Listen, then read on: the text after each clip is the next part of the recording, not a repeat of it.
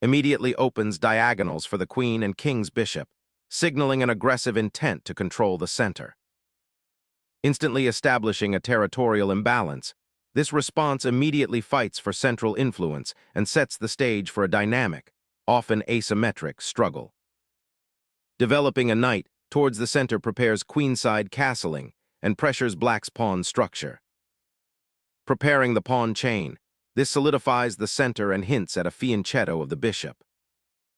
Cracking open the center forces an immediate confrontation, aiming to seize space. Embracing the open Sicilian's wild spirit, this capture immediately liberates central space and invites a sharp tactical battle. Claiming central space with the knight, white immediately challenges black's pawn structure and opens attacking lines. Challenging the central knight immediately, black aims to disrupt white's pawn structure and gain tempo. Solidifying the e4 pawn grants immediate central control, but may restrict development later.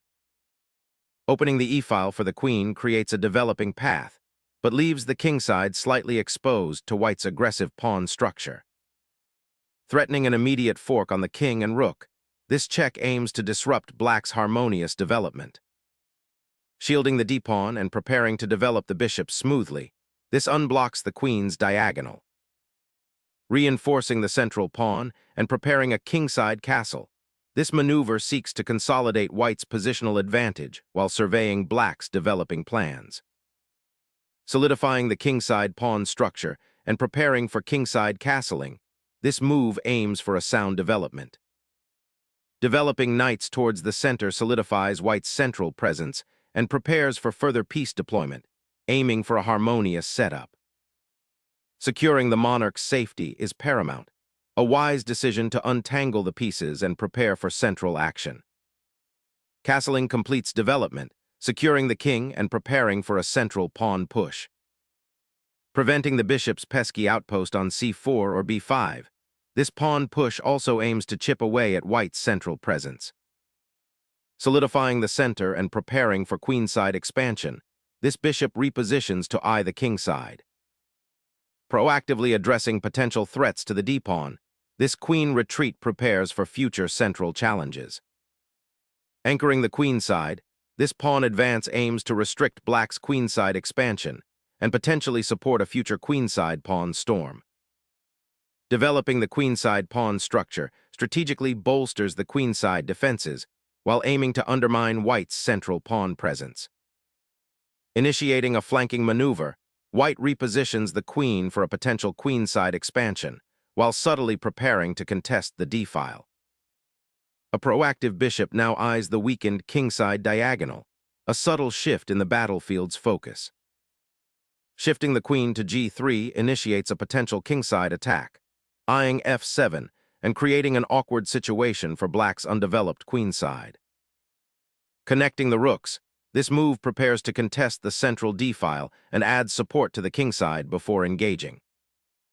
Solidifying the king's safety, white prepares for potential central pawn advances and reserves the g-file for future piece activity.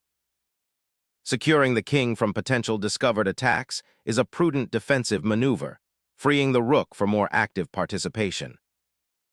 Piling pieces onto the d-file now prepares for a potential pawn push or a pressure campaign against black's king's defenses. Asserting control of the open c-file, preparing for potential pressure on white's queenside. Repositioning the queen to h3 creates pressure along the h-file and prepares potential attacking ideas while maintaining defensive solidity. Shifting the knight to c5 aims to disrupt white's bishop placement and potentially pressure the queenside pawn structure. Bolstering the bishop's defensive capability while preparing for potential queenside advances.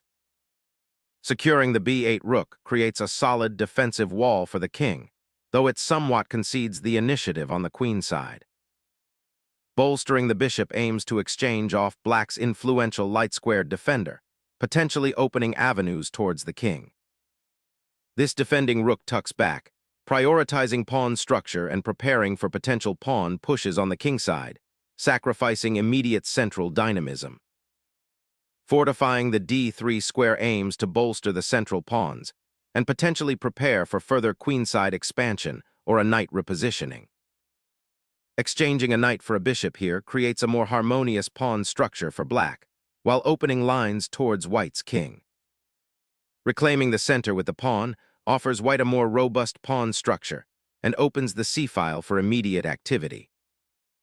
Challenging the queenside pawn structure and preparing to redeploy the queen, aiming for active counterplay against white's central majority. Reclaiming the knight's central influence, a calculated repositioning to support pawn advances or launch a kingside assault. Securing the monarch's safety is paramount, and shifting the king to a more sheltered square, even at the cost of a tempo, is a wise defensive maneuver. Re-establishing pressure on the kingside, white reinforces the knight's influence and eyes potential attacking avenues. Unleashing the queen to the open file, black aims to disrupt white's pawn structure and create immediate attacking possibilities on the kingside. Exchanging queens simplifies the position. White aims to exploit the open c-file and potential weaknesses around black's king. Trading off the knight simplifies the position, potentially leading to an endgame where black's remaining knight can exploit weaknesses. Reclaiming the knight's central influence, this maneuver prepares to contest the crucial d5 square and bolster the kingside. Re-establishing pressure on the open c-file, this piece aims to challenge white's central dominance. Solidifying the knight's central presence, this repositioning prepares for a potential kingside build-up. The knight reroutes defensively, aiming to solidify the kingside defense and potentially challenge the central pawn structure. Centralizing the rook on the open file now directly pressures black's passive bishop and prepares for kingside advances. Unlocking the center with d5 aims to disrupt white's pawn structure and create active counterplay for black's pieces. Unleashing a pawn chain to secure central space, this advance fights for dominion and restricts black's knight. This move establishes a crucial outpost for the knight, aiming to disrupt white's pawn chain and potentially open lines. Challenging black's pawn chain by occupying the center, this advance aims to open lines for white's rook and queen. A strategic retreat to fortify the bishop's influence and prepare for potential queen's side expansion. Solidifying the queenside pawn structure, this move prepares for potential pawn pushes and prevents knight intrusions onto c4. Unlocking the queenside pawn structure offers counterplay, challenging white's central control. Expanding on the queenside aims to restrict black's bishop and pawn advances. Unleashing the pawn chain's potential, black seeks to disrupt white's queenside structure and gain vital breathing room. Securing the rook's stability and preparing to contest the c-file with improved coordination. Gaining space on the queenside, black aims to challenge white's pawn chain and develop active piece play. Clearing the c-file now simplifies the position and prepares for queenside play. The exchange on the open file solidifies white's central pawn majority and prepares to exploit the d-file. Fortifying the rook's presence on the semi-open column solidifies territorial gains and prepares for potential advances. A forced exchange, clearing the way for rook activity on the open file, but conceding the bishop pair advantage. Securing the knight on c1 now allows for a repositioning to a more active square, potentially challenging the opponent's control of the central files. Navigating the endgame, the knight seeks active squares, aiming to outmaneuver its opponent across the open board. Repositioning the knight to c2 seeks to improve its central influence and prepare for potential pawn advancements. Repositioning the knight to its robust outpost on c6 solidifies control over the d4 square and prepares for potential pawn advances on the queen side. Securing the bishop's position allows for potential maneuvering, eyeing a better square for future influence. Activating the bishop here creates an interesting tension, potentially threatening pieces and influencing central squares. The knight ventures to a potentially awkward square, aiming to reinforce the queenside pawn structure and deny black's bishop entry. Seizing the open file offers exciting counterplay, challenging white's central pawn structure and preparing for active piece deployment. Capturing the pawn on the queenside initiates a promising structural advantage, aiming to disrupt Black's pawn chain and gain control of open lines. Black attempts a surprising pawn grab, but the knight is now exposed on the queen side, inviting further exchanges. Consolidating the bishop to a safer outpost on c3 frees up the rook for potential activity on the central files. Aggressively contesting the queenside pawn structure, Black challenges White's rook by advancing the pawn, seeking active counterplay in this unbalanced endgame. Bolstering the king's safety becomes paramount as the pawn storm gathers momentum. Elevating the bishop aims to unblock the knight's path and prepare a queenside invasion. Repositioning the knight to a4 opens up the file for the rook, while also aiming to infiltrate the queenside later. Grabbing the knight on a1 disrupts White's pawn structure significantly, though it leaves the bishop on b3 somewhat exposed. Recapturing the knight on a1 immediately solidifies White's control over the newly opened file, while Black's pawn structure remains fragmented. Retrieving the bishop to a more active diagonal, eyeing potential threats on the queen side. Reinforcing the c2 square with the bishop, a subtle defensive consolidation. This bishop repositions to create a dynamic threat, eyeing the open diagonal and potentially disrupting White's piece coordination.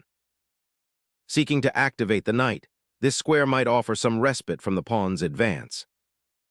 Securing the king's safety and preparing for potential pawn advances by the opponent is paramount now. Centering the king offers the best defense against potential pawn advances and prepares for active participation in the endgame. This pawn push dramatically alters the pawn structure, aiming to create queenside dynamic play or potentially weaken White's kingside. Opening the king's defenses creates immediate tactical possibilities and can lead to a dangerous attack. Opening the king's defenses, this pawn capture creates a dynamic pawn structure, forcing White to defend against potential threats on the weakened kingside. Capturing here opens the g-file, potentially creating a passed pawn for White, but also exposing the king's path. Initiating the king's active participation from its current secure position is a strategic imperative as the queens are off the board and the pawn structure opens up. The king ventures out, seeking active participation in this complex endgame. Seeking an active role for the king, aiming to solidify central influence and potentially join the queenside pawn race. Pushing the king forward is a bold gambit, aiming to exploit the exposed black monarch and hunt for weaknesses. Unlocking tactical possibilities by creating a passed pawn, but potentially weakening the kingside structure. A bold king sortie, seeking active participation amidst the advancing pawns and potential mating nets. Unleashing the king into the center offers dynamic counterplay and complicates the immediate pawn structure.